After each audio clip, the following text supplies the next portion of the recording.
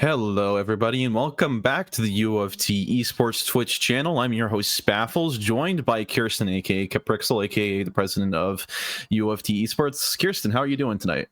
I'm doing great. How about you? I'm doing good. Thank you very much. So tonight we have an exciting matchup here. We have the U of T esports team versus the University of Guelph in the Canadian Esports Nationals. So starting off with the Toronto team, we have Solus and Goofy Juber on the DPS, Bearfu on tank, and the dynamic duo Deferatl and Orange Peel on support. Yeah, this team is extremely dynamic. Solus is an OWCS Japan competitor, and Goofy Juber recently reached champion. And so this team has 4 champ players already. That's looking very strong.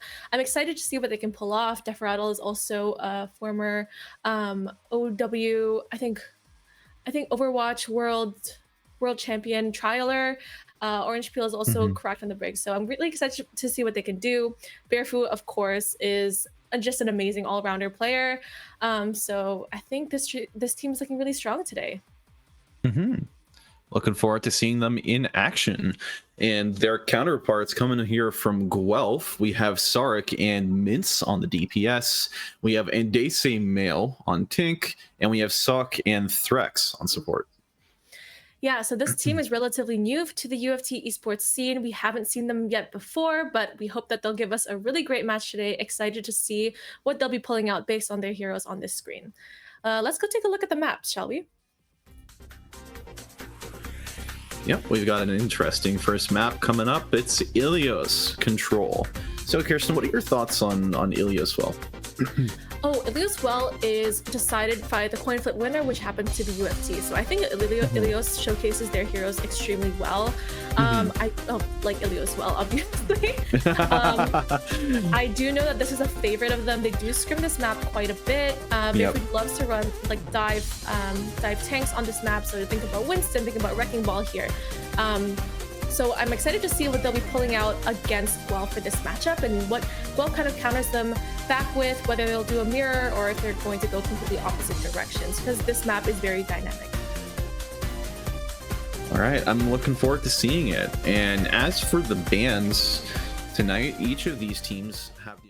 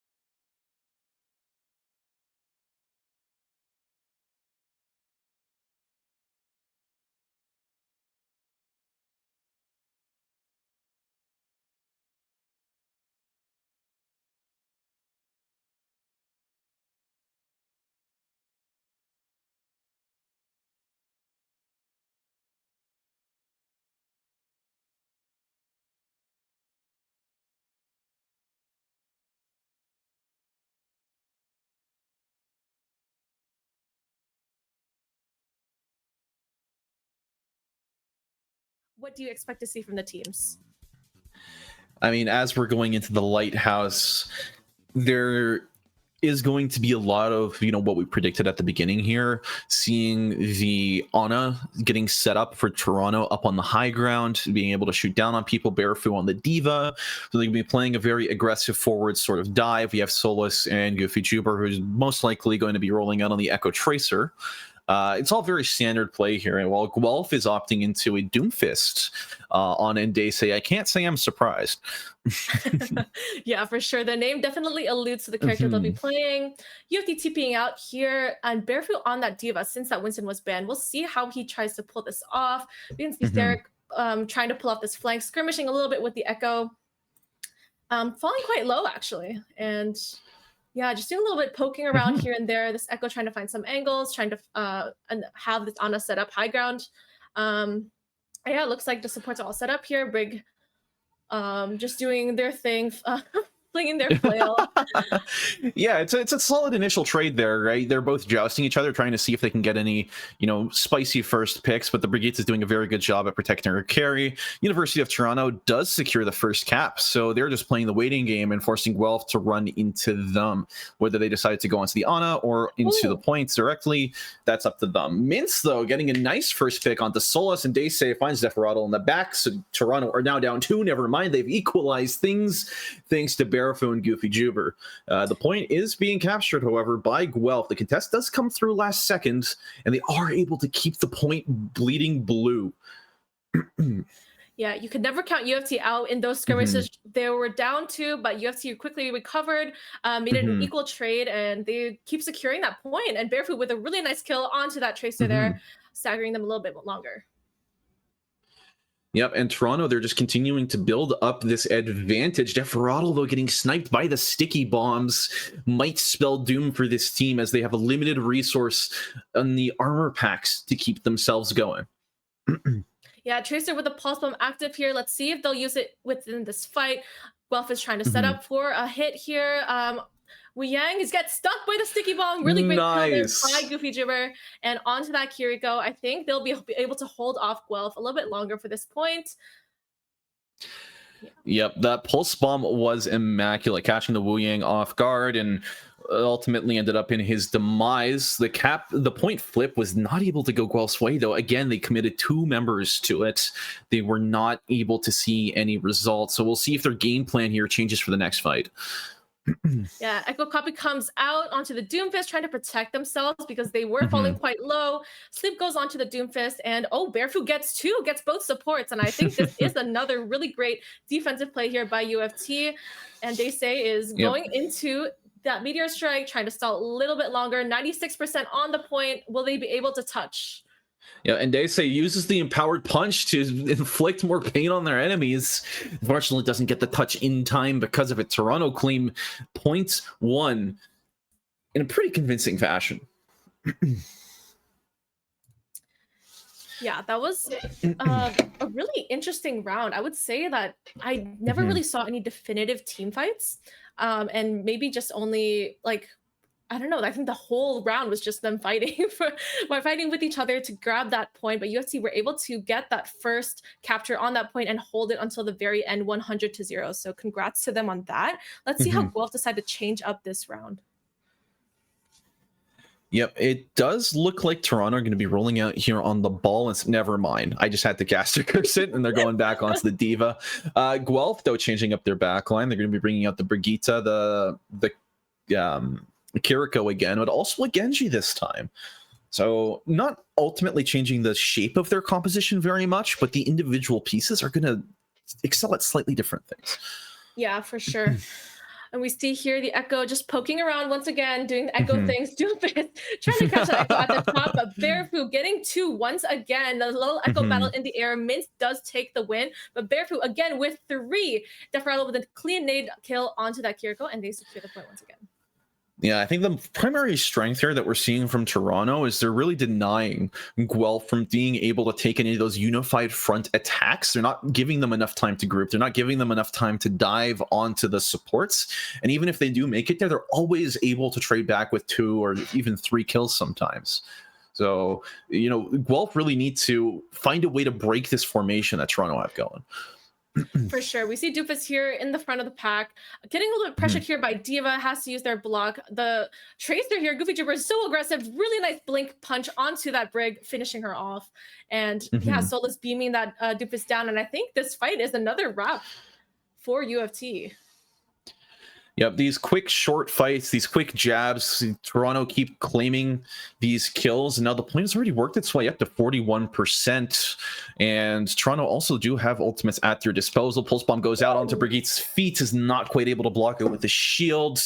Now Gifted Jubber claims his second. Soul as Guelph are pushed all the way back into the spawn room.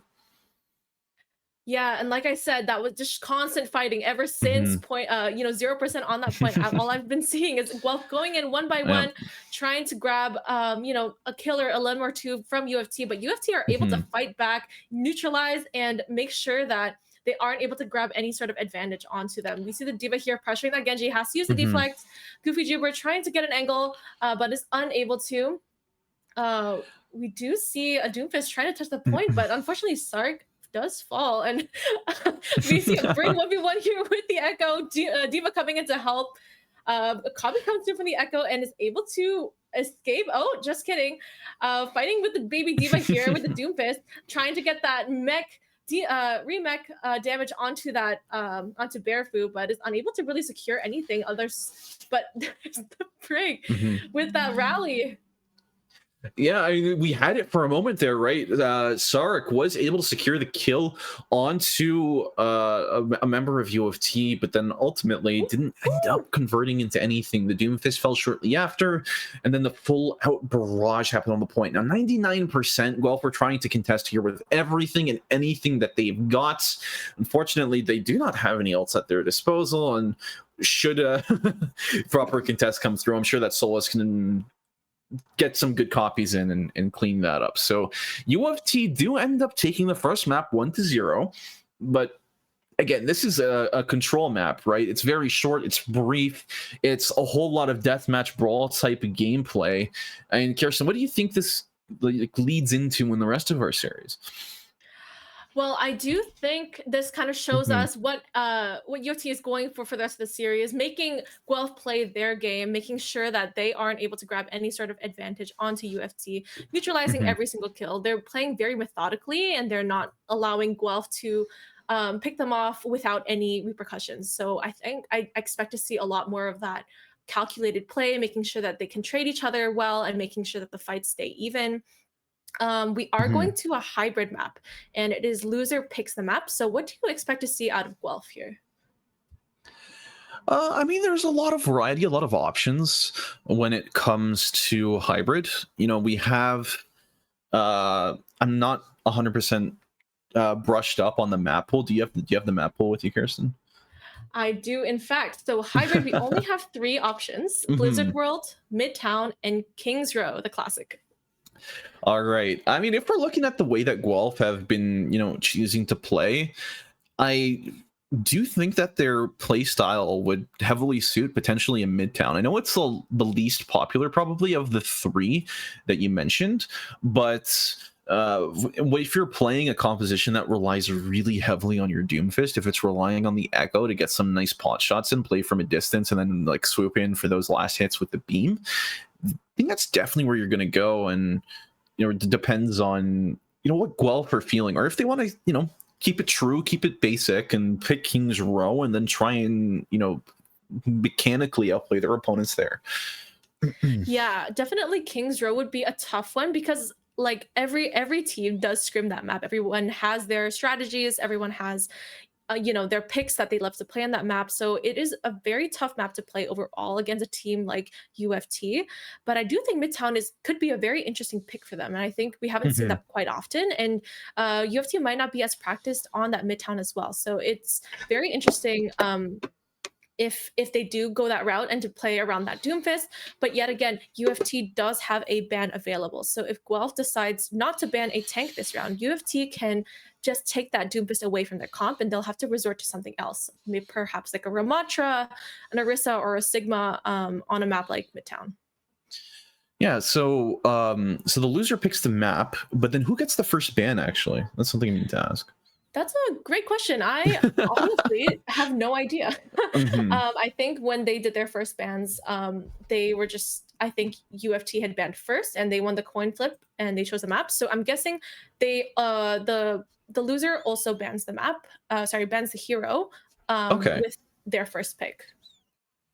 All right, so they do have an opportunity, like you said, to ban another tank, to deny the Doomfist ban, and to try and postpone that pain for another game, because that will happen eventually this series. They just got to decide, or they have a degree of control over when that happens.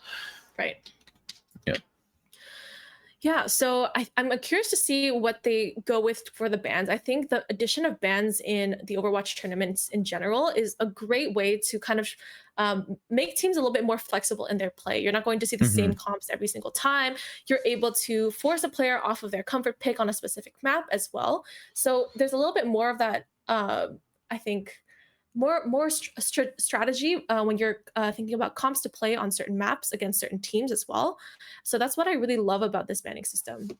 Yeah, it does definitely introduce a new level of depth and opportunity for both of these teams. Now we do also have word that there are going to be some substitutions in this next matchup. There are some significant shakeups here for Guelph. We are going to be seeing Sarek, the DPS from the previous round, notable for their Genji, is going to be transitioning over to the support role, replacing Threx. Threx is going to be substituted out for this match. And we are also going to see Pez come in for M-Tide. So that's going to be two big swaps for the team. Interested in seeing if that's going to be a little bit of a teaser for things to come. Yeah, I'm surprised they made this many swaps. It's a little bit wild having a player swap from a role to another for the second map here. But maybe there's a pick that they have that benefits the team very well for their map pick, which happens to be none other than Kings Row. Okay, Kings Row. I respect it. I respect the decision. You're going to the classic map, the home ground for so many teams, probably a staple in all of your scrim blocks. And you know what? It was a rough first map. We're going to give it another go around properly this time. And we're just going to bring all the heat. We've got our subs in. This is going to be the big moment here for Guelph. What do you foresee here happening on Kings Row? I definitely am not too sure what's going to happen. They pulled out that Doomfist comp, didn't really quite work that well on Ilios. Maybe they'll do a complete 180 and go for maybe a Ryan comp or something a little bit more brawly. I can't say for sure, but I do know that the bans have come through. And Guelph, they banned first, and they chose to ban the Tracer here. And Goofy Juber's Tracer was definitely one to look out for during Ilios. So I definitely understand why they would do this. He had some really great pulse bombs. He definitely pressured their supports and their backline really well. And looks like UFT here banned the Moira. What do you think about that? Yeah, you didn't hear it from me, but I got glimpses there from the in-game chat that this might be a specific target ban for the Sarek support gameplay. So maybe some nefarious shenaniganery or some schemes are afoot.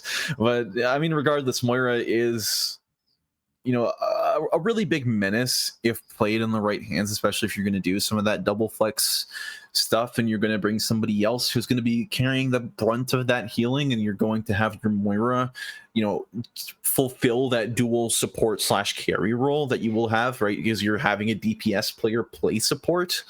But ultimately, that doesn't seem like it's going to work out here. So we do see Toronto here are on the defense first, so they're locking in their comp earlier. We're going to have Barefoot on the Reinhardt, potentially even looking at a Reinhardt mirror. You combo that with Goofy Juber on the Soldier, Solus on their Genji, and you also have Orange Peel on the Kiri for some of that double flex action like you mentioned before. Yeah, now this is really interesting. I think Guelph are playing more of the standard Rhine Cup that you would see with the Baptiste Lucio. And like I said, UFT does not have a Lucio player. So I'm really interested to see how they make use of this Kiriko Ana backline. Because Guelph does not have a Kiriko to cleanse those nades. So if Deferrell can get some nasty nades onto Guelph, it might be a really great win condition for them. Yeah, what Toronto really lack in shield pressure, they do make up for in that, sheer amount of utility and that power that comes through with those cleanses. Guelph are going to rotate through onto the close high ground here. The Genji almost secures a kill. Barefoot with a nice charge takes down Pez. Reinhardt's not long for this world either. And the last three members of Guelph are stranded here in this corner. Orange Peel secures one kill, and the other two, they make it away. Really great play there by Solus. You saw Solus going on the flank when they saw they were going up high ground, and making sure that Baptiste really felt that pressure, didn't pull out the lamp, but just did get the secure the elimination there. You can see him doing it once again over here, that Baptiste is the main source of healing for this team. If he's able to secure that kill or pull out some cooldowns like that lamp, he'll be able to give UFT a little bit of a better time facing against this comp. Oh. Yeah, unfortunately, the cheeky flank there from Solus didn't quite pan out. Got a lot of pressure in, though. And Guelph, they're playing it again. They're going to go around this time, knowing that Toronto don't have quite as much firepower left in the tank here for this next fight. The Soldier is getting their eyes caught onto, though, and it's going to be a double knockdown onto the Reinhardts. And Daysay's not quite able to survive, though, and a nice double ante into the back line. Make sure that Pez doesn't either. Yeah, really great job there by UFT. Again, neutralizing the situation. Oh, Lucio going on that goofy jumper. Sojourn does finish off the kill. They are looking to get Barefoot here, but he does... Go on with a big shatter here.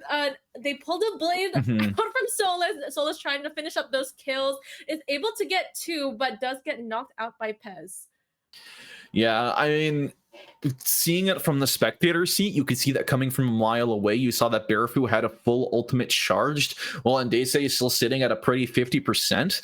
But I'm sure if you're the enemy tank in this situation and you're sitting here on the Reinhardt, you don't really predict that he's going to shatter you in your face as you're charging in actively. Now, Guelph, though, they do have a pretty strong position here. They do have the window when they decide to use it, and the time is going to be now. Soldier gets taken down quickly. Orange Peel as well, and a Toronto playing down two. Beats comes out as well, and a copy onto the Ana nano boosts to make sure that the Reinhardt gets as much damage in as possible, and Barefoot falls alone in the corner. Yeah, Guelph take the first point here, and really well done by them. You can see Mint finishing off Deferattle here, but Solus grabbing the kill. Ryan says, no, you're not allowed to do that, and takes Solus out of the out of the play as well. Goofy Jupiter is swapping over here onto the Cassidy. And I think this is a really great pick just to try to deal with that echo and match that hit scan pressure of that Sojourn. But yeah, Sarek with that massive beat there, that is the benefit of that Lucio. You get so much HP, you get so many resources from that ultimate, and especially with the Reinhardt, you really want that speed. You really prioritize that, being able to go onto their backline so easily. That is something that UFT does lack here. So I'm really interested to see how they make use of this rush that's coming in next fight. We see Barefoot almost has another shatter again. Rush does come out for the Kiriko, and we'll see what happens here. Yeah, the Cassini Rush is effective at zoning them, and as I say, that Sarek gets caught out as the first victim. Immortality comes out to save, and they say from the cheeky Solus angles. And now Guelph are forced into a full retreat, right? We're sitting here, they have a shatter, they have an overclock, and they're just raring and they're ready to use it. It's going to be the battle of the Reinhardts here. Wow, Solus with a nice fire strike, but the shatter finds its mark in the back line. Lucio's not quite able to be pinned, but gets taken down anyways. And now Toronto are just in charge of cleaning up the scraps. Yeah, really great job there by Barefoot, looking at that teammate who was in danger from that Reinhardt and then making his own play to make sure that his team stays stable. Really great shatter there. I don't think that was expected at all by Guelph. So, Big Sleep goes on to that Reinhardt, goes for the pin there, but isn't unable to finish him off. We do trade Orange Peel for Andese, and we see Lucio falling quite low there. And again, UFT neutralizing the fight again. Yep. Now, one thing to mention, right, is there is still a whole 2 minutes left for Guelph to make this push, and they also are on the verge of an ult clock, right? They almost have 5 ults at their disposal. High noon there, just for a reload, it seems like, from Toronto. But now that they're down 2 members, the Genji just respawned now. The duplicate is going to be, help them win this fight. A fat Anti and a Nano and a Suzu. How is Barefoot getting all of these shatters? What is going on? That is insane. He's able to hold them off a little bit longer. We see Genji emoting in the spawn there. Um, I don't know what to say. I mean, great job there by Barefoot. He has really great looks here. And they say trying to go on this Ana is able to secure that kill, but Desperado not taking 2 down before he gets killed. This is a definite, this is confusing me. I don't know how this is happening or how these trades are being forced, but ultimately every 2v2 trade, every 1-for-1 trade is going to be beneficial here for Guelph because they have the shorter respawn walk. You're going to be able to push this objective a little bit further. Now they have 45 seconds. That's approximately 1 to 2 team fights here, depending on how fast they occur. Dragon Blade gets pulled here. Force Solace gets a lot of damage, and with the cleave, gets 1 kill onto Ndese, gets a second onto Yoden. The immortality is off the board. Lucio's skirmishing around there in the backline, trying to find their way out. Oh, In Toronto, they've held them back again. wow. I have no words. I have no words. Yet again, Toronto is putting on a show. Kubichibur does secure that kill onto that Reinhardt. Does not look like they will be able to touch Orange Peel with that Kitsune Rush just to secure that hold, to zone them off a little bit longer. And yeah, looks like that is the furthest that Guelph is able to go. And I'm really shocked at how well U of T played this comp with that Kiri on a backline. Yeah, I mean, the easy part is behind them, right? Playing without a Kiriko on a Reinhardt is objectively easier on defense because you're forcing them to come into you. Yes, you lose out a little bit of that kiting ability, but still, even if you do start to get run over, that's not as bad as, trying to force yourself onto your opponents on the attacking side and, having to deal with that slow, awkward movement without the Lucio. Now, with the side swap here, Guelph have a fresh opportunity. They can mix up their comp, or they can bring back the same thing, right? So we are going to be able to see the Echo Sojourn again, paired up with Baptiste, and a new addition here is going to be Wu Yang. Yeah, interesting to see. They did swap off that Reinhardt onto that Doomfist, which seems to be a comfort pick for them. So they'll be looking to play this defensive round a little bit more differently. We see Goofy Jibber here is on the Bastion, which honestly, I don't know about this one, but maybe he'll get some really great turret kills. Who knows? But against this Doomfist, it might be hard to grab some of that value, just because he isn't a tank that you really shoot down like Reinhardt, say or Orisa. But it looks like UFC are opting for a very similar comp as before. Kiri Ana, yet again, it's worked for them before. And yeah, we'll see how they approach this fight. Yeah, I mean, that's part of the advantage here as the attacking team, right? You have a very short walk back to your spawn, so even if they decide that the Bastion doesn't work, it is a very trivial matter here to swap it. Now, Barefoot is playing very aggressive. He's going to be charging in deep. Orange Peel somehow secures the first blood kill onto Sarek. Now, with your Wu Yang off the board, you're going to have to play very, very differently. Kiri, though, is still available to, take the brunt of that healing, but Goofy Juber secures the kill onto Yoden. Now the Doomfist is going to be forced into a retreat. No block left means Goofy Juber makes easy Swiss cheese out of them. Yeah, really great job there by UFC. They were pressuring them from all angles. I'm not sure if you saw, but Orange Peel and Solos actually went up high ground to secure that kill onto that Wu Yang. So that was a really great plan from them. Wu Yang is a really big strength in their comp, provides a lot of utility and damage for that team. So that is a really great play from them. And Goofy Jibber was able to find an angle to secure those last few kills to help them secure that point. And so, and Daysay is able to grab a kill onto Desperado there. UFC might have to stall back a little bit, but as I bite my tongue, so let's get the kill on Mint. But is resting in the backline a little bit. I'm curious to see what he's doing here. It's really difficult there, especially when you're around the bookstore and the payload hasn't quite erased around the corner, so you don't really have the full brunt of your team. I mean, the artillery strike comes through, but it's not going to get any hit markers even.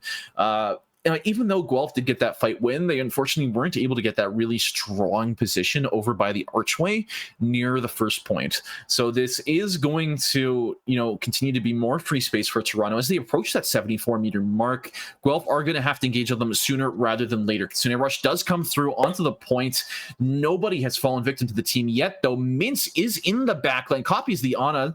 The Suzu does come out early, so they're not going to be able to cleanse anything, but it doesn't matter as the duplicate was burns quick. Yoden gets a nice trade pick onto Goofy Juber. Without the Kiriko, though, there's not going to be much healing to go around. Ace gets the kill onto Desperado with a second one onto Orange Peel. No supports left for Toronto, and this push has been stopped. Yeah, 4 minutes though on the clock here. Toronto has many chances to secure this map. We see Barefoot has that Shatter online, Solos with that Blade as well. Oh, and the Shatter does come out from Ryan. Yep, nice shatter, but Wu Yang's bubble actually does keep him alive. The crash down does come through as well. Bubble knocks down the knocks down the Bastion and helps secure that kill. So really good ult synergy there from Guelph, but are they going to be able to keep the pressure going? The Ana is afraid of the Doomfist inner backline, and Pez is a machine right now, killing both the supports. Yeah, UFT here, they're looking to do a full reset, but you know what I do see? I do see a Nano Blade in the corner of my eye, and they've already baited that Wu Yang ultimate. They will not have any defensive ults for this fight. If Sojourn is able to get a lucky headshot onto Solus, that will be their best bet for defending against this Nano Blade. So we're going to see how they approach this next fight. We can see the Ana Genji are grouped up together. They're looking for that angle, and they're seeing an angle here. There's a Nano. Yeah, big Nano Blade 3 in 1.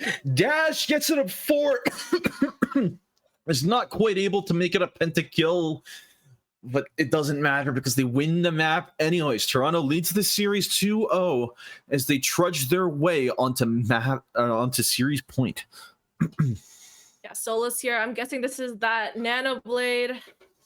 Yeah, as we can see, that was a really strong play from them. That I think one dash got 3 kills. That was kind of insane. Yeah. Oh no, it was 2 dashes, 3 kills, but the kill feed came up pretty close to each other. So I mean, guys, forgive us for that. But I mean, either way, that was a really, really big play there.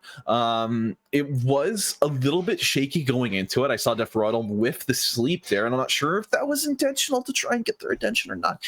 But you know, either way, it did work out. The Ana was not needed because she was very dead, and they were able to clean up the fight anyways.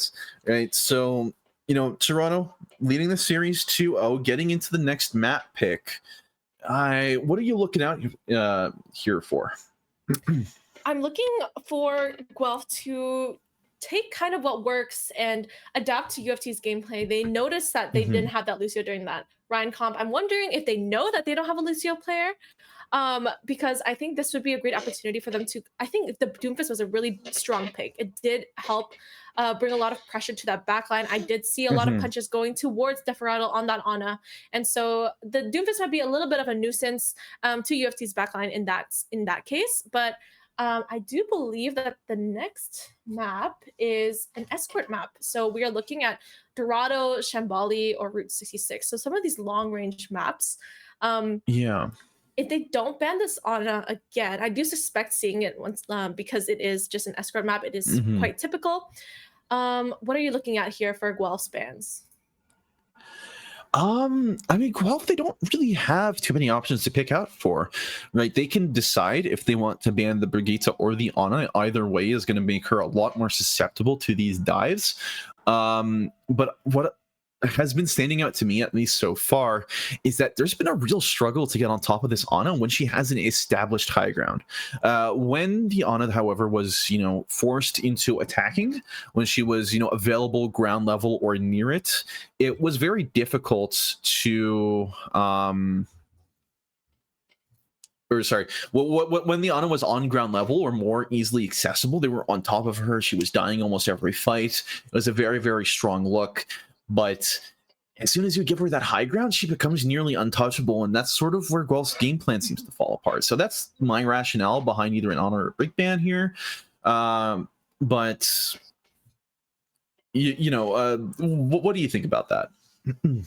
Yeah, I think so. I'm going to correct myself. It is going to be a Flashpoint map. So I think we're going to look at maybe similar compositions because Flashpoint is it's played very similarly to Control, a little bit similarly to Hybrid. So I think they might be looking to ban that Ana again, or maybe they're looking to ban that Genji as well. I think Solus's Genji does pose as quite a threat to them. But I think we've gotten word that the map that they've chosen is Suravasa. So, what are your thoughts Okay. on that? Suravasa's nice. I like Suravasa a lot because, again, like I mentioned before, it doesn't really have too many of those angles or spots where that Ana is going to be incredibly difficult to deal with.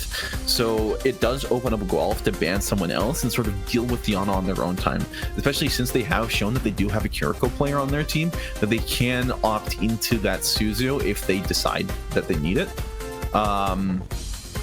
So heading into the bans, we see that Guelph actually do ban the Diva. Yes, right? they do.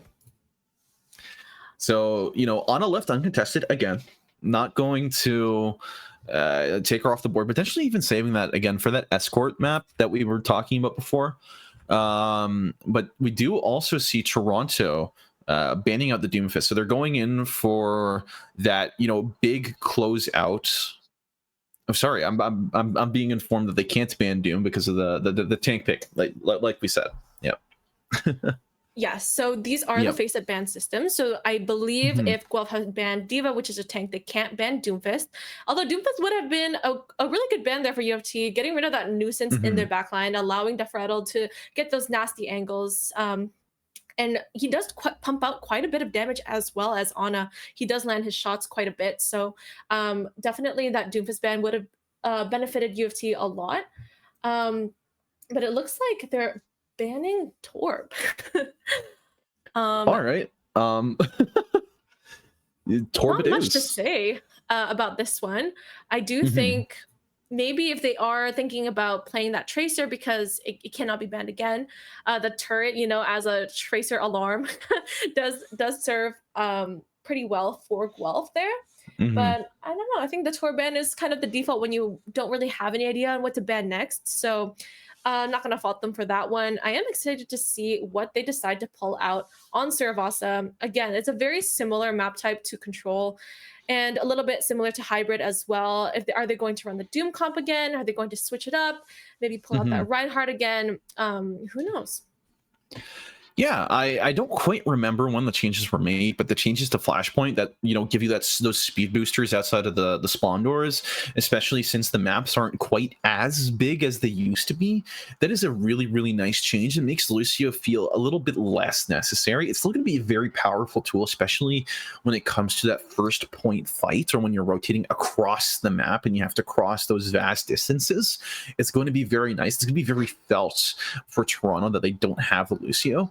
But, all things considered, there is going to be a lot of potential here for both of these teams. Toronto are going to be doing something a little bit untraditional. Solus is going to make the role swap over to support, so you have DPS Kiriko in the mix. We got Deferaddle flexing their Ash muscles a little bit, kind of similar to Ana if you think about it that way. And we got Bearfu and Goofy Juber as, your Diva Reaper core.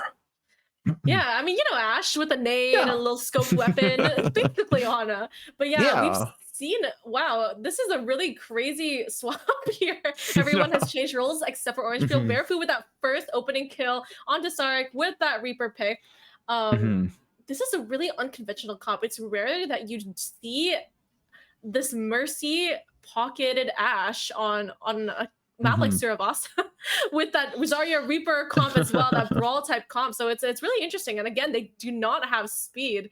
So it's really interesting how they're mixing together this hybrid of poke and brawl together. Yeah, I mean, they have the two cores going on. They have the double, triple cleanse core of the Reaper, or quadruple cleanse actually, with the Reaper, the Zarya, and the Kiri. And they also just have the Ashe as sort of a standalone figure to try and deal with some of these ranged threats. Make sure that the Kiri can't just poke for free, or the Echo doesn't just fly up above and spam you too hard. It is going to be 60% over to Toronto as they're continuing to force Guelph out of the way. The way that Flashpoint is, with the point capturing 1.5 times faster than Control, it doesn't seem like Guelph are going to be able to get a touch in here. Yeah, I think the only available touch here might be from that Doomfist or maybe from that Lucio if he wall rides fast enough. But 93%, Hmm. Doomfist is rushing to that point right there. Hmm. Mince duplicates that Zarya, tries to get Death Rattle here, caught off guard. He is alone, jaywalking. Orange Hmm. Peel gets that Valkyrie melee kill onto the Doomfist. And actually, UFT do Hmm. secure this first point. Gets the res off onto the Death Rattle as well. And they've got their full team comp here, ready for the next point. All right. I mean, that's a pretty nice start. You're able to, really prevent any of those big all-out brawls by just continuing to get those early and quick picks. And as a result of that, Toronto are going to have a significant ult advantage over their opponents. It's going to be Kitsune Rush leading them deep into the spawn. Yoden falls first. Now Bearfu is just sitting here pretty with the Death Blossom, just waiting for their moment to shine. It's going to be a nice grab outside the doors, too. Ooh, Solus. Solos That's the with, DPS carry. yeah, the easy layup there by the Zarya, giving him some free headshots, free kills. Yep. You know what I've noticed? I've noticed this Reaper does so much damage with that damage boost from that Mercy. He's just melting that Doomfist even through the block. I don't know. I'm going to see if UFT is going to play this comp for their future matches. I wonder if this is a new meta they're cooking up. Oh. Yeah, I mean, you didn't mention how strong hit scan will be. Barefoot, though, deciding that Pez is going to be their victim tonight, and the Death Blossom does catch one. Right, 43% already onto the next captured point, and Guelph are now attempting. They do have most of their ults available to them. Goofy Juber shuts down Yoden right as he's about to toss a pulse bomb in his face. Oh, nice try with that save, but unfortunately, Death Rattle does fall, and they say does secure that kill. Sark, though, falling to that, Mercy pocketed a Reaper. Doomfist ult does come out. Doesn't seem like Guelph has any kind of plan coming into this. They're just probably looking to touch here. That Doomfist trying to make his way to the point, but does get caught out by that Reaper, does not get the sound barrier, unfortunately, and that is the second point secured for UFT. Yeah, Bearfu falls off the map. Not sure what the game plan was there, but actually no. To reset and get closer to that spawn point, because you can see even there through the wall is just all the way on the other half of the map. We are going to see Guelph. They're going to make it towards that point first, and that's going to give them an opportunity here to fight this in a more proper fashion. Barefoot gets knocked down to really low HP, and it's going to be healed up back to full before anything else occurs. And with the flashpoint unlocking in just 5 seconds, this is going to be, our chance here for proper team fight. Yeah, really nice grab there by Goopy Jibber. Grabs 2, and with high energy is probably going to be able to finish off that Sojourn, who is half HP. Oh, but as I stand corrected, this Doomfist protecting his teammate, but Goopy Jibber walks right past him, hunting down that Sojourn, and does secure that kill. Yeah, and that's going to be the third point starting cap over to Toronto as they tick their way up towards the map point as well as series points. Guelph are coming back here. They have the ultimate advantage yet again. What are we looking at here for?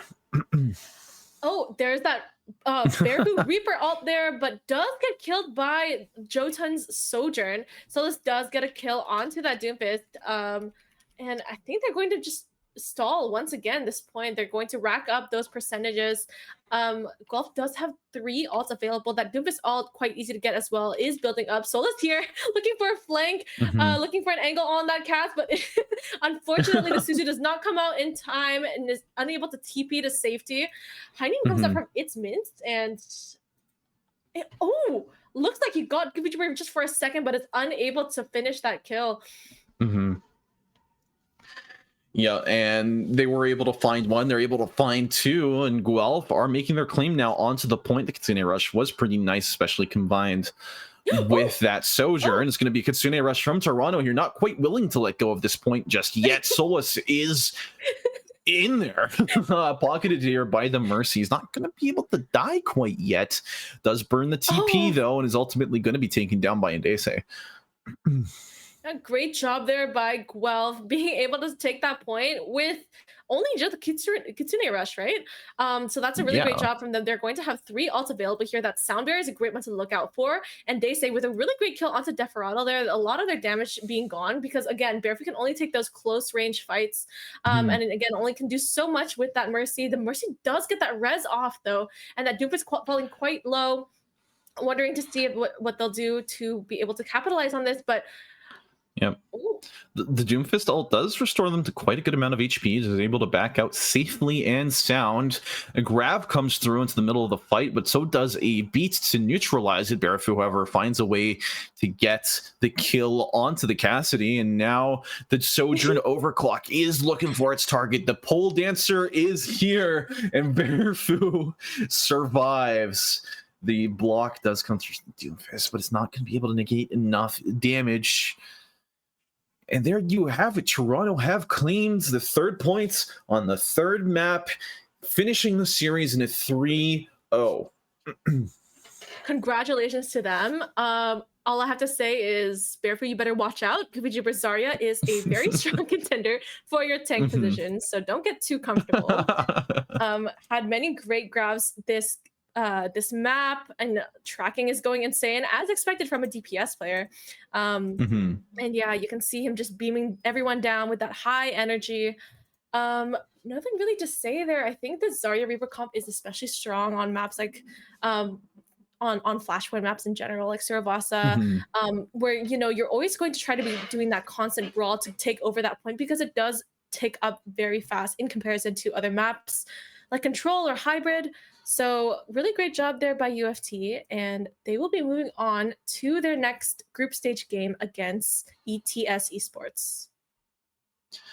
Yep. So really excited for that one. We're going to be seeing this roster again here for the 2nd best of 5 tonight. And, heading off the heels of that 3-0 victory, I'm sure they feel pretty pumped and pretty excited to head into this next match. Now, before we do go, however, we are going to be sending you all into an intermission, and then when we return, we're going to be starting up again with the next matchup. So I just do want to say GG's to University of Toronto, GG's to University of Guelph. It was a good series, and we look forward to seeing you guys again in the Swiss stage, right? Because in this group, it is a group of 3. There is going to be no direct elimination here. Guelph, we will see them again in the lower bracket later on in the tournament. Yeah, thank you again so much for tuning in for this first match, and we'll see you in a little bit versus ETS Esports.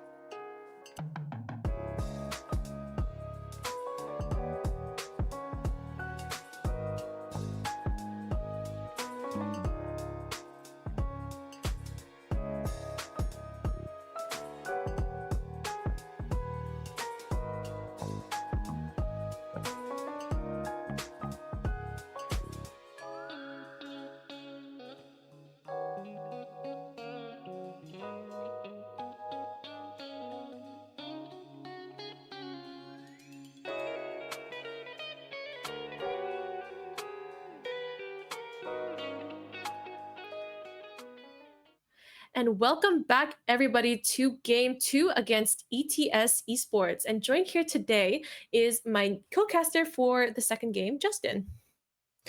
Hello, everyone. And we're going to just intro the teams really quickly. You already are familiar with UFT, but new here are ETS Esports. We have Smudge and Kitop on the DPS, Mathalite on that tank, Jardin and DDD on support. And so this is a new team that we are facing for this tournament. And we have word that ETS has won the coin flip and chosen Ilios as their first map. Justin, what do you think about this map as their pick? Ilios is a very fun map. It's a very classic map as well. Dive is a very strong pick in this map in general. And then there's Rune, where you can also play a quite brawly comp as well if you want. And then with the long quarters as well, it's a very good pick with the hit scam picks as well. So it would be very interesting to see how well we can play our dive comp into ETS today. Yeah, for sure. So we did see UFT on that Ilios on versus Guelph, which is the first match of the day. And they played a little diva comp there because Guelph had banned Winston. But this time around, we see that ETS has opted to ban the Tracer, and UFT is banning the Lucio once again on Ilios. What are your thoughts on these bans? The Tracer ban is definitely a good idea, especially when you feel that you don't have a strong enough Tracer to match it, especially considering we have two great Tracer players as well. We have Solus and we also have Goofy Juber. So it's a very understandable ban from the side of ETS. Lucio ban, obviously Lucio is a very strong pick in terms of backline mobility, and Lucio Kiri as well, a threatening backline pick. So for UFT's side, since we know we won't be able to match it as strong, it's a good idea to just ban it off from the start. And it's also a statement from UFT that we just want to start off strong with this series and start off a very strong win on map 1. Yeah, for sure. Banning that Lucio. So again, UFT does not have a Lucio player. So this Lucio ban does benefit them quite a bit. But as we saw last match against Guelph, they pulled out the Lucio on maps like Kings Row and Surabasa. So I'm actually wondering if they would want to save this Lucio ban for maps like those where they're a little bit more brawly, whereas Ilios, you can kind of get away with playing something more like on a brig because UFT does play that kind of dive comp. So I'm curious to see how this Lucio ban is going to work out for them, but it is a strong ban overall. That Tracer as well, we've seen Goofy Juber and both Solus perform very well on that Tracer, so I definitely see where ETS is going with this, but once the Tracer is banned, they'll have to face it once again in future maps. So they have to be really careful and strategic here with what their next bans are, making sure to keep UFT's weaknesses in mind and making sure that they're not banning out their strongest heroes too soon, especially if there are other contenders open. And so, yeah, I'm excited to see how this will go. And I wanted to do a quick sponsor shout out, BMO and BMO Next Level. So BMO, to help you to focus on what's important, BMO has checking and savings accounts, credit cards, and borrowing options specifically designed for students. Open a BMO student account and get up to $950, including $175 cash. This is with BMO's current student offers, so please make sure to visit bmo.com/students for more details, or in the Twitch chat, you can do !BMO for more details. So thank you again for BMO sponsoring UFT Esports again for the second year in a row. And looks like we are finally heading into game. Ilios is the pick here, and we are starting off in the Ruins. What do you think about that, Justin? Ruins it's one of the very strong hit scan maps that we have in Ilios. Compared to all the other maps, the verticality of this map isn't as much compared to Well and I forgot the name of the other one. Lighthouse. Yes, that's the one. Yes. And compared to them, the verticality of those two maps aren't as much. So it would be interesting to see how UFT is going to deal with that hit scan pick, that if it does come out from the side of ETS. On the other hand, it's also going to be interesting to see how well the Winston comp is going to work out on this map. Without that verticality, it might be very hard to get that dive going very easily. Yeah, for sure. So we can see right now the characters that are hovering. UFT on that classic Winston comp with that on a break backline. This is what is typical for UFT. We've seen this before. ETS Esports with that Zarya comp with the Venture and the Cast. So a little bit more of a brawl comp here. They're not playing the Zarya Reaper. They're going for the Zarya Venture, which is quite interesting. So I'm curious to see how the fights will play out here. We see Barefoot doing a little bit of a soft hit onto that high ground. They're skirmishing quite a bit here. Math Elite trying to find an angle. We see Barefoot kind of staging for the first kind of dive here, trying to see who they can pick out. Takes the Mega, denies that kind of healing. And yeah, Solus, they're just poking around, you know? This is quite typical for a map like this where you need to pick on the map. You know, the idea is we want to first stage for a dive. And it's a very good dive in from Winston to cut off that support line's cover. Good bubble as well in the middle, making sure both teams have to spend a lot of cooldowns. And the Venture poked out already a lot. The Cat's also poking out the Winston, however. And Barefoot does get first pick. However, it's a tank trade for both teams. Venture trying to look for a pick onto the Brig as well. However, unsuccessful, is going to have to go out. And now the Genji takes that space, the Venture leaves. Yeah. Really great job there by ETS getting that point control early on. We can see that UFT are having a hard time staging that dive here, but as I say that, we see that Barefoot jumps in, but his target gets bubbled by the Zarya, and that's kind of like the beauty of Zarya there, being able to protect their targets. But UFT do secure that point and are starting to build up that percentage. So as we can see now, Math Elite, pretty high charge here, 85%, trying to beam down Barefoot, but Goofy Juber is able to find an angle and pop that overclock, able to secure 2 kills, and Solus there finishing off that last kill after Math Elite has finished off Goofy Juber. Really great job there by UFT, working as a team together. They always like to play those angles that the enemy team does not expect, so this is a really great job by them. Yes, a very good fight from UFT, not understanding their win cons. Barefoot setting up quickly onto that small high ground right next to Zarya as well. Even though the Zarya had that high charge, she couldn't really peel for her backline enough. And the Sojourn with the overclock as well was able to just completely push out and take those spaces against ETS. Exactly. Solus's blade comes out here after that first initial kill onto Smudge, is able to finish Math Elite with that sword. Orange Peel getting 2 there, the last remaining supports there, and that is a team kill for UFT. Really showing their prowess there, only having to use that Nano Blade. We have still the Rally, we have the Primal. These are really great defensive ults on UFT's side. And again, ETS has to attack UFT, right? They have to come to them. So they are playing this very defensively. We see Differential here has an angle here for a big nade. And Goofy Juber gets that nice shot onto King DDD. Rally comes out from Orange Peel, provides a team without sustain, able to brawl that out, and another team kill. Yes, it's just very good fights. That's well set up from UFT. Just 2 amazing fights from UFT actually. You know, understanding their win con once again, setting up quickly for those win cons. Amazing deep tech from Solus there, by the way, on the graph. And ETS can't even get a touch. But once again, it's those clean team fight setup from UFT. They understand their win con. They understand the area that they want to fight, and they just let ETS walk into it.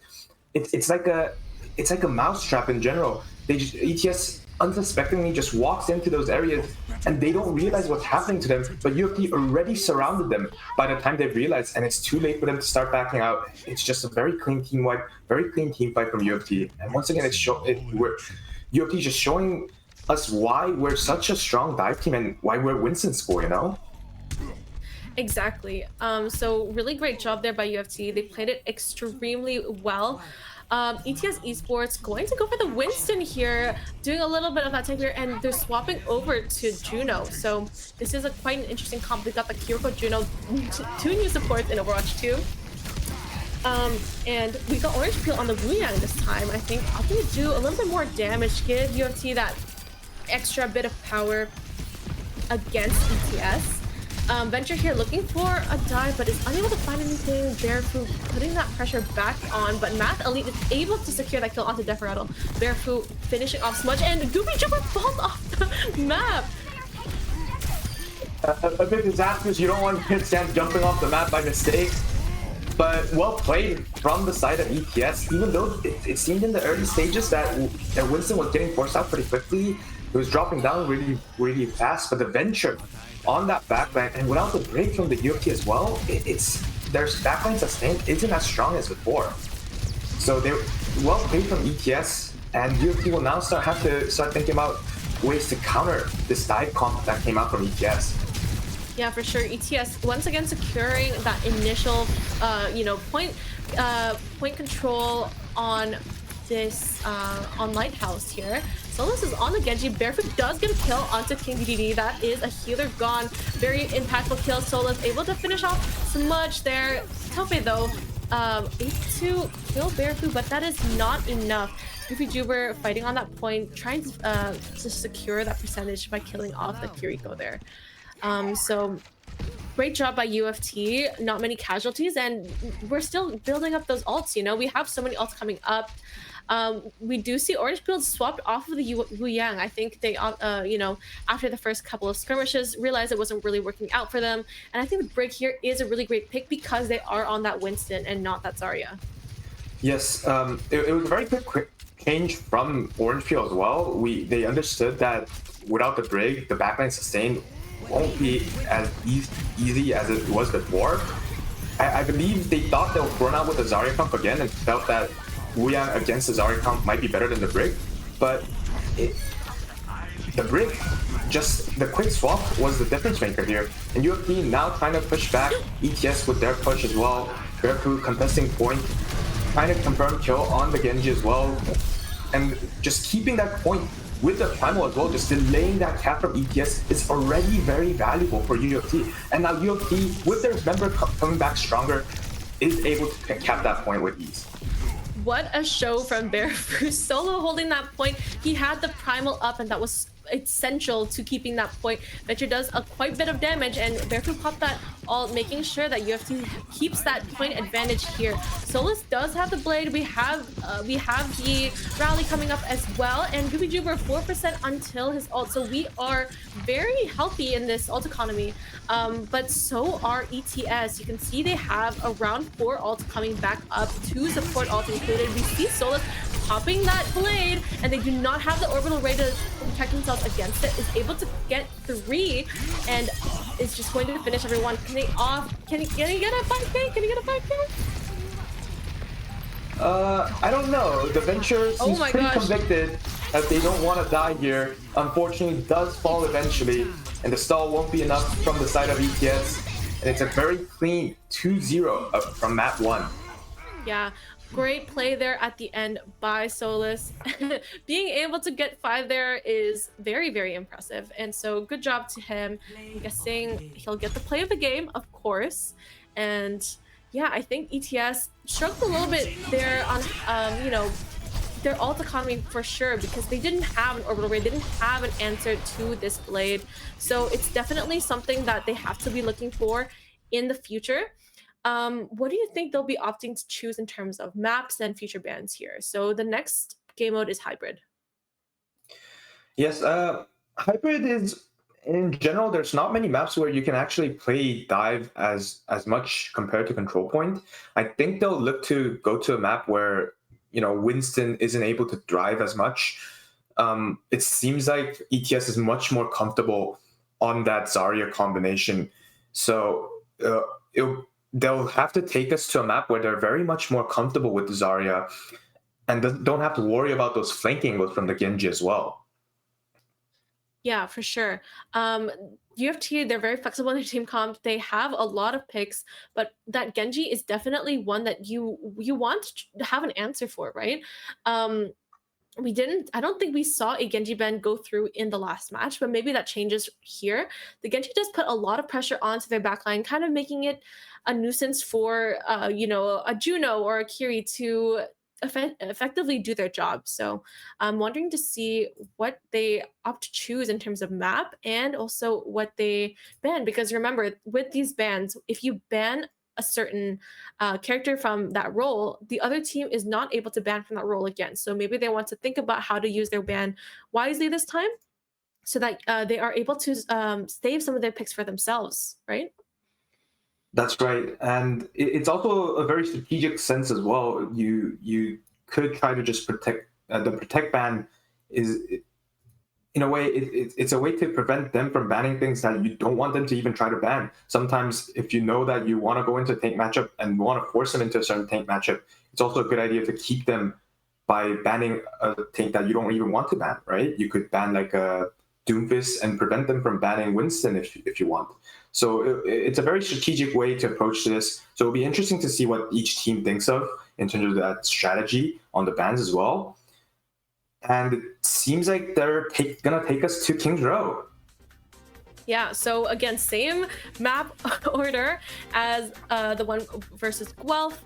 We have Ilios, and then we have King's Row up next. A little bit of an error there. We do have Flashpoint as a third map. So we are planning to potentially see the same 3 maps in a row once again. So with King's Row, we saw versus Guelph, UFT pulled out the Reinhardt. So do you think we're expecting another Reinhardt play here, or do you think they're going to switch it up, make things interesting for us? I think it'll be interesting to see. To be honest, Fairfood does have a good Reinhardt. He doesn't really pull it out that often usually, but he does have a good Reinhardt in general. He has a good Zarya as well. I think it's up to what the UFT players are feeling right now. If they're feeling very confident, I'm sure they can run out with a strong Reinhardt rush comp and still capitalize on top of ETS with their comp. If not, I feel like they'll just walk out on Zarya, play the Zarya Reaper comp that we've been very well practiced on as well. I think it'll be very interesting to see, but I do feel that ETS will walk out with the Zarya combination like they did in the beginning of Ilios. It seems like they're very accustomed to it as well. Yeah, for sure. And so as we go into the ban screen here, we get word that UTS has been the one to choose King's Row, and they choose to ban the Sojourn here. What do you think about that ban? It's a bit of an interesting ban. The Sojourn, yes, she was very impactful on map 1, but on the other maps compared to map 1, the Genji was the one that was driving more. So I think it's a bit more interesting, but I feel like ETS feels that they can definitely try to match the Genji, but they feel that they won't be able to match the Sojourn's power. So they just want to limit that our Goofy Juber's Sojourn's power by just banning the Sojourn out. Yeah, for sure. And then we also see on the side of UFT, they opt to ban Juno. So we did see the Juno come out from ETS Esports. I'm wondering, what do you think the thought was behind the Juno ban here? It doesn't seem like a very conventional ban. Usually, you usually want to ban the Kiriko because right now with the current meta as well, Kiriko is much stronger than Juno. But I feel like it's more of a targeted ban towards their other support player who was playing on Juno. They felt that limiting them from being on Juno will severely impact ETS's overall performance as a team. So it must be a gut feeling from UFT players that they feel that just letting that Juno out might be a bit risky. Yeah, but that's for just sure. my take. I do believe ETS is known to play that Reinhardt, so we might be getting a Reinhardt mirror on this map. I also think maybe the Juno ban was to get rid of that speed ring. I think UFT, we hate speed around here. We do not want to see speed, and since they've already banned the Lucio, they obviously cannot ban it again for King's Row. And so this is very similar to what happened last match, except this time Toronto is not opting for the Kiri on a backline. We are looking at Deferado on the Baptiste and Orange Pill on the Wu Yang. What do you think about this? It's a very pokey backline combination. The Wu Yang has very decent survivability, although with the nerf, he is not able to survive as well as before. And the BAP with the Immort guarantees that their backline or whatever player will survive at least one turn of their attacks and will be able to tank that abilities for a bit. So it'll be interesting to see what they can pull out with, but I think it's more of a focus on high amount of damage output to keep the enemy Reinhardt from walking up with heat. I definitely agree with that, especially seeing Solos on that Hanzo. Being able to spam that Reinhardt shield with Storm Arrows is especially important. We see Ryan doing a preliminary charge here into UFT. Smudge falling a bit low, but is able to recover. And yeah, again, that damage by Solos did nick that Kiriko there, and they're down 2 already. And this is looking like a really great fight for UFT. Yes, it's honestly at this point, you know, confirmed teammates. They're already deep into the enemy team. Although the Lucio is able to get out with the speed.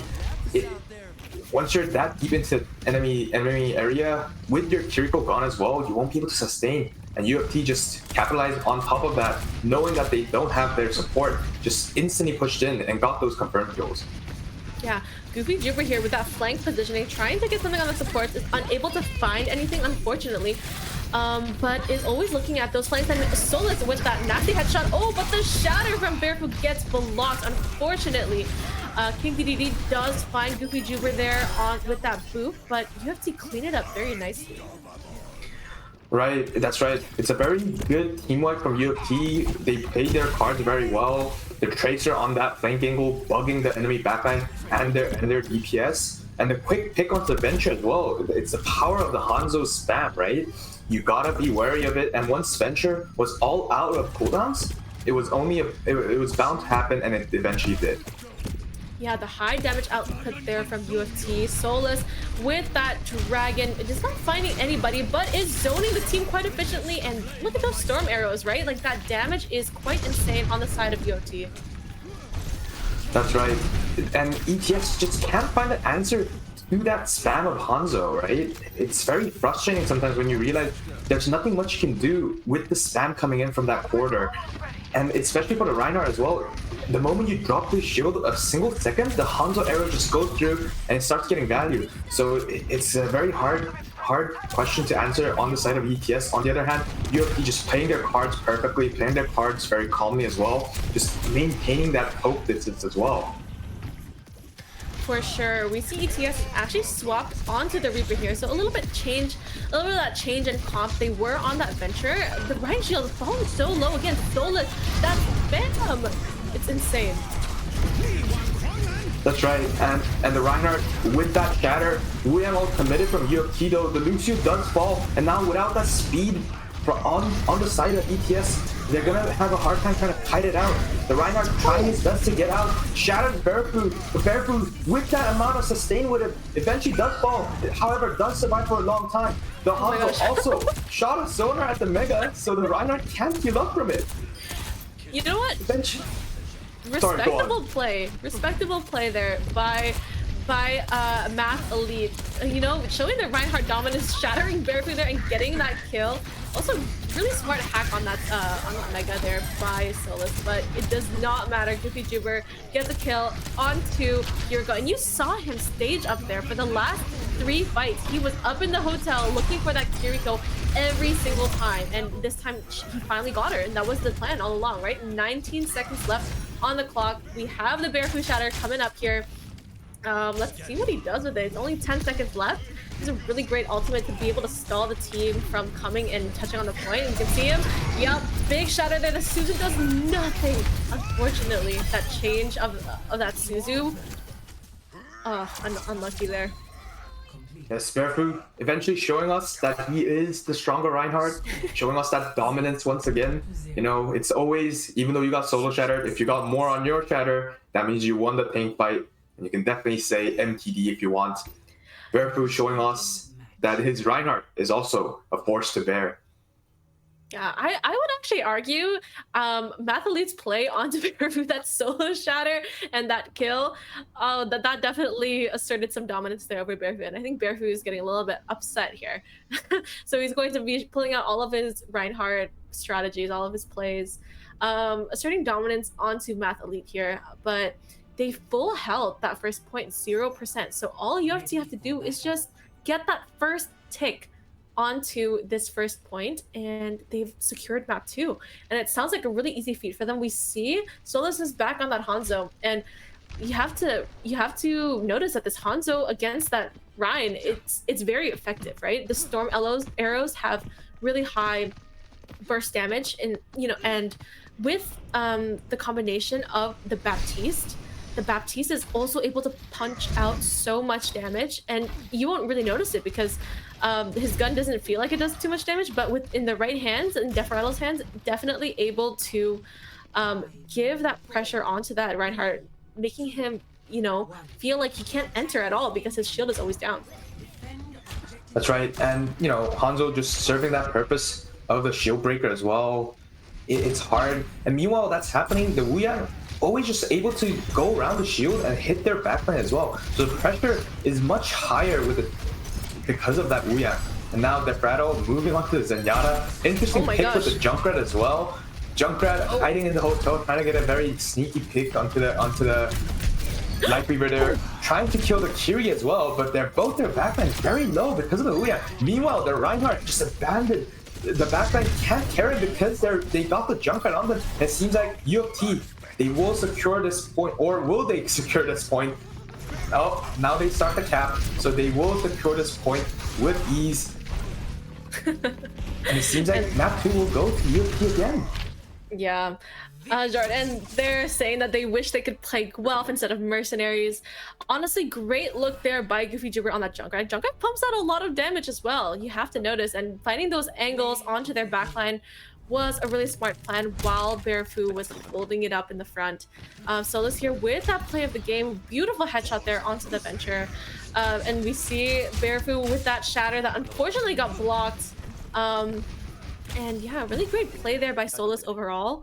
The Hanzo pick was definitely kind of the star of this map, and I think it provided them with so much value. I do think this is a really great showing of UFC and what they are capable of. Yes, I think we're showing all the other teams that we're forced to bear, right? Especially, we haven't really shown off our brawl combinations in general, but showing them that Reinhardt is also an option for us is a very good sign, I'd say. And not to mention the Hanzo as well. You can't ignore the impact of Solus's Hanzo today. So it's a very convincing show of force, I'd say, from U of T. And hopefully they'll show us the same thing on map 3. Yeah, for sure. So map 3, if I am not mistaken, is going to be a flashpoint. So flashpoint, we're very limited here. So we have the classic Saravasa, New Junk City, and I think Atlas, the new Atlas map. I'm not sure if Atlas is in the map pool, but that is definitely something interesting to explore. I haven't seen any teams choose to play that Atlas point at all, and it doesn't seem to be in this map pool. So we're stuck with the classics, Saravasa and New Junk City. With how ETS has been playing so far, what do you think they'll be opting to choose? If they're comfortable on the brawl comp, I feel like they might just take us to New Junk City. But I haven't seen their Zarya comp in full force, so I can't really say, because if they feel more comfortable on Zarya, I feel like they'll rather take us to Saravasa.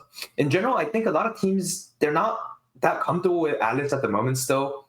Not many teams are that used to the map, since it's a very fairly new map compared to all the other maps that we have. So I'll be very surprised if they actually decide to take us to, if any teams actually decide to pick Atlas in general. But yeah, I think it'll be an interesting choice to see. I'm not sure what they'll pick, but I get a feeling that they might choose Saravasa. Yeah, and so I think I'm getting word here that the format of this tournament is actually that the losing team can choose any map, so any game modes, any map. So we're maybe going, I think we are going to push here, if I am not mistaken. And it seems like they've chosen New Queen Street. So what are your thoughts on that? New Queen Street is an interesting choice. It's quite vertical, so you can play a very strong dive comp here.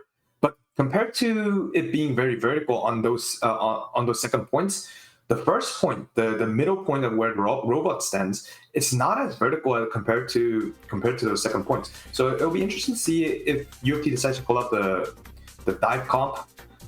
On the other hand, it's also a map where ball thrives. So if you're planning to play Zarya on this map, you might have a hard time because ball can just bypass Zarya and make Zarya just be a bystander in general. The Zarya will just have to watch her own teammates fall to the ball and the dive comp of UFT, and she won't be able to do much because she's limited by only 2 bubbles. For sure. And so we are looking at the bans coming in. So ETS choosing new Queen Street here. They are banning first, and they chose to ban the Junkrat, which honestly, after seeing Goofy Jibber's Junkrat, I would want to ban that as well. UFT choosing to ban the Roadhog on new Queen Street. What do you think about these bans? I think the Roadhog ban is a bit questionable. Usually you don't see a Roadhog ban in a lot of competitions in general, but the Junkrat ban, also very interesting. I don't believe that we have a dedicated Junkrat specialist in our team. I'm quite surprised because I felt like they might aim towards banning that Genji or the Hanzo as well because of the spam down that quarter on this map as well. Or they might just decide to ban Winston, a tank that Barefoot has shown us that he can impact the game, influence the game further with that kit. So I think it's a very interesting map from both teams. I'm quite surprised by it as well. Yes, for sure. I do think, Goofy Jubber is living up to the expectation of becoming the Junkrat specialist for UFT. If people are not familiar, UFT has had many Junkrat specialists in the past. So Goofy Jubber continuing on to that tradition here. And we are entering New Queen Street now. These are streets that are very familiar to us as UFT students. So do we have the hometown advantage for this map? I would want to believe so. So let's see what the teams decide to roll out on New Queen Street. Yeah, and I think once again UFT just starting off with that Winston as usual. And on the side of ETS, they're also decided to match that Winston comp. But instead of a Genji, they decide to use a Sombra instead. Quite interesting pick, I'd say. Because usually when you're trying to play a Winston comp, you try to play heroes that can match that focusing from the Winston, right? You want to burst that target that the Winston's diving onto. So Sombra can definitely try to accomplish that. However, she isn't as efficient as all the other flex DPS that we have, right? So I think it's going to be an interesting fight from both sides. For sure. We see Luton Toaster here on the Sojourn. I think this is a new player subbing in.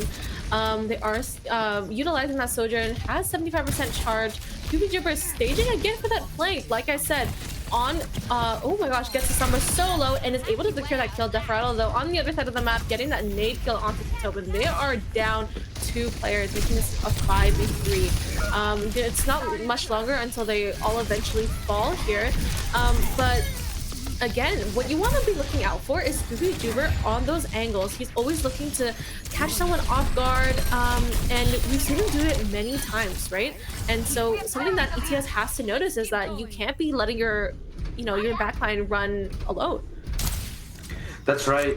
Especially against a team with a strong Tracer, you gotta watch out when the Tracer just trying to stage. You gotta have someone trying to mark that Tracer on the lane, right? You can't leave the Tracer alone, or the Tracer will start getting those picks onto the backline and making it a bit of a problem for ETS. Yeah, Mac Elite, they're pressuring Desperado off of that high ground. Solus, though, getting that kill onto Luton Toaster, and it's not much longer until he beams the rest of the team down. Mac Elite falling quite low, has a bubble to protect him, Sombra, with that escape ability, and it looks like they've got the first checkpoint here on New Queen Street. That's right, and UFT just pressuring that spawn point continuously. They're just forcing them to take staggering fights. UFT also ahead with that ult advantage. It's very easy for UFT to just continue on this pressure with those ult advantages, right? And ETS really needs to live quickly for an answer to this combination of UFT. If not, they risk being full capped on this point. Being full capped on you Queen Street does not feel good. It feels like you haven't played the game at all. Barefoot here with the Primal. I have a feeling he'll be planning to use it quite shortly just to keep them off bay. The push bot is approaching the destination there. Solus finishing that kill off the Lucio Desperado again with that kill onto Smudge. 5v3 once again. It feels like ETS are constantly fighting. They haven't had a time to regroup.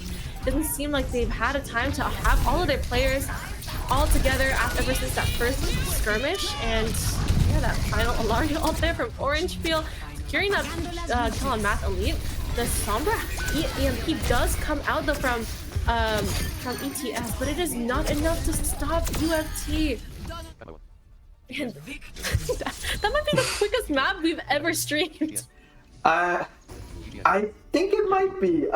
Very strong show of force from UFT side, I'd say. The dive pump from UFT just showing us once again why we're so dominant on the Winston. Barefoot continuing on that pressure on top, and Goofy Juba with the Tracer on the flanks, right, was so very impactful to the enemy team, just cutting them off whenever they try to make an entrance. It's just very impactful, and it disturbs their entry whenever they want to do it, right? Which ended up costing them this map, I'd say. Yeah, for sure. UFT, though, showing how strong they are as a team, their flexibility on those heroes. Doesn't matter what you ban, they'll pull out some other hero to put that pressure on you with. I want to say really great job to ETS as well for putting up a good fight from on their end. But Toronto with their roster, they're extremely strong. Like I said, they have 4 champion players and an ex-Overwatch World Cup contender. So we have to be wary of them. They are a team to look out for in this tournament.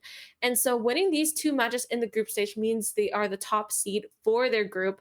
Again, !CEN2025. That's CEN2025 in the Twitch chat if you want to take a look at the brackets for this tournament. We will be returning back again with a stream for their next match. We're not sure when that will be, since they might get a bye because they have won both of their group stage matches. But definitely keep an eye out for that. Justin, any final words here? I'd say keep an eye out for us. We'll try our best to go far, and I hope we're able to go far in this tournament. Yeah, for sure. Definitely keep in touch with UFT Esports. We will be streaming the same tournament, Canadian Esports Nationals, tomorrow for the Valorant Game Changers versus U of Guelph again. So we will be reuniting with Guelph, but in a different setting. So definitely tune in for that. That will be an exciting match to watch. Thank you so much again for tuning in for our games today. My name is Kirsten, and I was your caster, and my co-caster here, Justin. Have a good night. Thank you, everyone. Yeah, have a good night. Thank you.